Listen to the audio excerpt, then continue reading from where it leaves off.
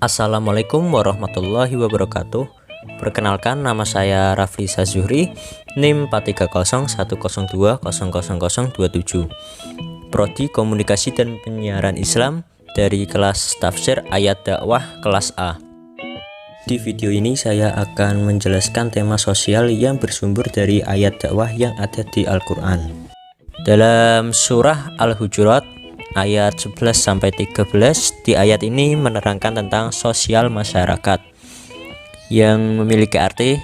Ayat 11, hai orang-orang yang beriman, janganlah suatu kaum mengolok-olokkan kaum yang lain, karena boleh jadi mereka yang diolok-olok lebih baik dari mereka yang mengolok-olok. Dan jangan pula wanita-wanita mengolok-olok wanita lain, karena boleh jadi wanita yang diperolok lebih baik dari wanita yang mengolok-olok. Dan janganlah kamu mencela dirimu sendiri, dan janganlah kamu panggil-memanggil dengan gelar yang buruk, seburuk-buruk panggilan yang buruk sesudah iman. Dan barang siapa yang tidak bertaubat, maka mereka itulah orang yang zalim. Kemudian ayat 12, hai orang-orang yang beriman, jauhilah kebanyakan dari prasangka. Sesungguhnya sebagian prasangka itu adalah dosa. Dan janganlah kamu mencari-cari kesalahan orang lain. Dan janganlah sebagian kamu menggunjing sebagian yang lain. Sukakah salah seorang di antara kamu memakan daging saudaranya yang sudah mati? Maka tentulah kamu merasa jijik kepadanya, dan bertakwalah kepada Allah. Sesungguhnya Allah Maha Penerima Taubat lagi Maha Penyayang. Kemudian ayat 13, hai manusia, sesungguhnya kami menciptakan kamu dari seseorang laki-laki dan seseorang perempuan, sehingga menjadi kamu berbangsa dan bersuku-suku, supaya kamu saling kenal mengenal.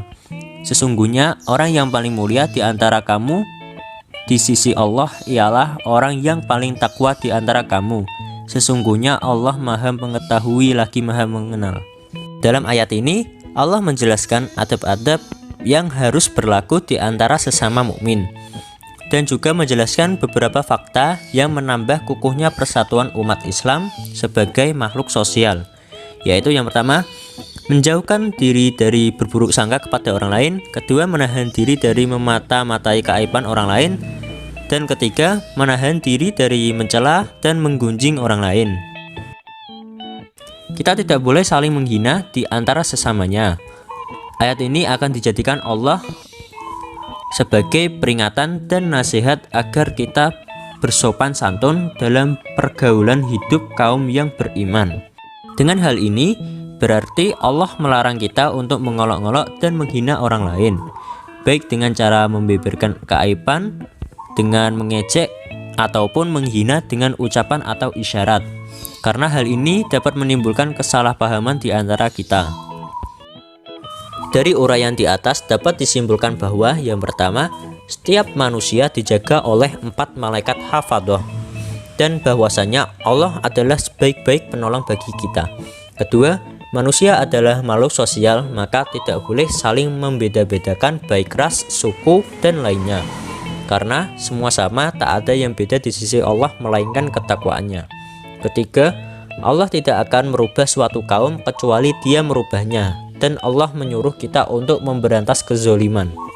Selanjutnya ada Quran Surat Al-Kautsar ayat 1-3 yang membahas tentang kepedulian sosial, yang memiliki arti, sesungguhnya kami telah memberikan kepadamu nikmat yang banyak, maka dirikanlah sholat karena Tuhanmu dan berkorbanlah. Sesungguhnya orang-orang yang membenci kamu dialah orang yang terputus. Kandungan surat dalam ayat tersebut, perintah sholat diikuti dengan perintah menyembelih hewan untuk berkorban. Korban merupakan ibadah yang memiliki 2 dimensi, yaitu ibadah kepada Allah dan ibadah sosial.